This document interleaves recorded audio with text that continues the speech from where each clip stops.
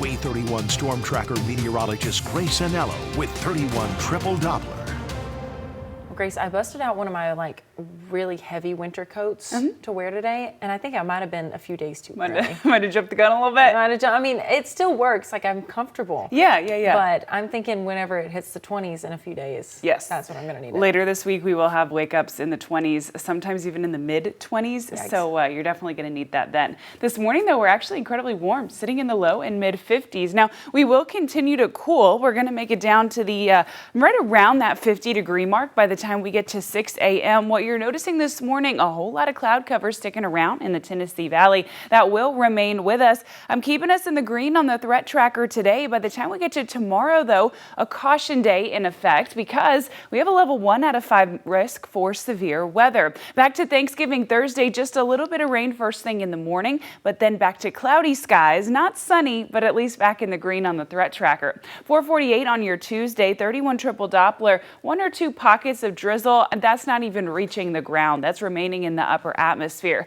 What we are all seeing, though, that is those clouds. Those will get out of the way, though, pretty soon, if we're being quite honest. By the time we get to 10 a.m., much of that cloud cover is out of the way, and we're welcoming in a whole lot of sunshine. So it should actually be a beautiful day in the Tennessee Valley. Our high temperature later this afternoon, sitting in the mid-50s. So not too different from where we are now. Remember, we're cooling down to 50-ish, and then we're warming back up to those mid-50s. Again, keeping that sunshine, a little bit of a breeze, but not a gusty wind. Here's the big story, though. Your Wednesday, tomorrow, welcomes in a level 1 out of 5 risk for severe weather for everyone in green. So south of the Tennessee River and most of us sitting in that region.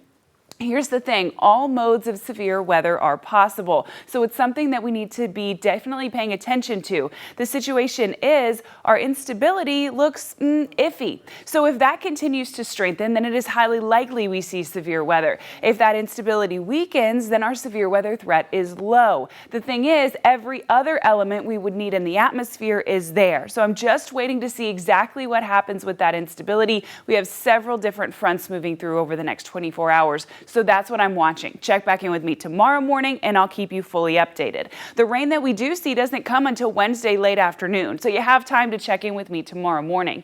At that point, it is just rain. Then in the overnight hours to dinner time and through bedtime, this is 9:30 on your Wednesday, that's when we start to see these pockets of storms. You see these small clusters and some of these that are kind of starting to curve a little bit. That's what I'm watching. This is where we could be seeing that severe weather. Again, it will all depend on that instability. It doesn't look like much, but any of those individual storms could be something that we have to think strongly about. This sticks around in the wee hours of the morning and then it's gone by the time you wake up on Thanksgiving.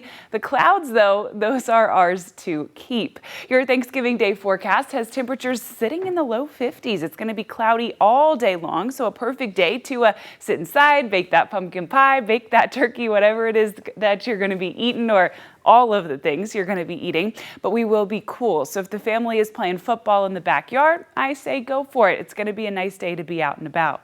By the time we get to this weekend, we enter into a much colder trend. Waking up at just 35 on Friday, so a massive change from the 51 we'll have when we wake up on Thanksgiving morning. And then we're actually sitting below freezing for the next several days. Waking up Saturday morning, 25, 32 Sunday, 24 and 23 on Monday and Tuesday, respectively. So if you're like Georgia and you already busted out your winter coat, well, you're a day or two early, but keep it handy because you are going to need it later this week.